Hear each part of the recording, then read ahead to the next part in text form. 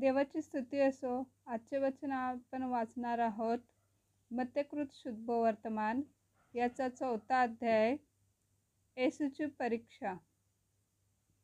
अरण्यात येशूची परीक्षा. तेव्हा सैतानाकडून येशूची परीक्षा व्हावी म्हणून आत्म्याने त्याला अरण्यात नेले. मग त्याने 40 दिवस व 40 रात्री उपवास केला. त्यानंतर त्याला भूक लागली. तेव्हा परीक्षक त्याच्याजवळ येऊन म्हणाला, तू देवाचा पुत्र आहेस तर ह्या धोंड्याच्या भाकरी व्हाव्या अशी आज्ञा कर.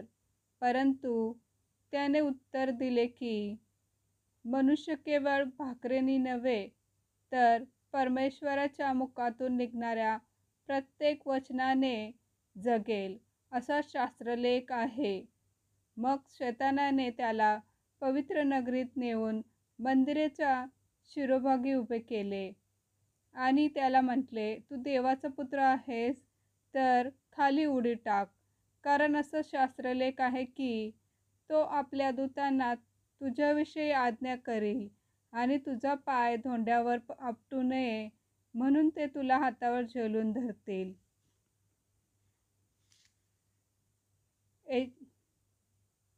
येशूने त्याला म्हटले, आणखी असं शास्त्रलेख आहे की परमेश्वर जो तुझा देव त्याची परीक्षा पाहू नको.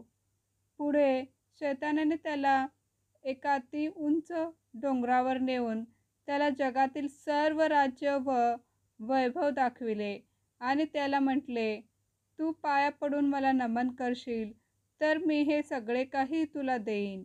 तेव्हा येशू त्याला म्हणाला, अरे शैताना, चालता हो, कारण असं शास्त्रलेख आहे की परमेश्वर तुझा देव ह्याला नमन कर व केवळ त्याचीच उपासना कर.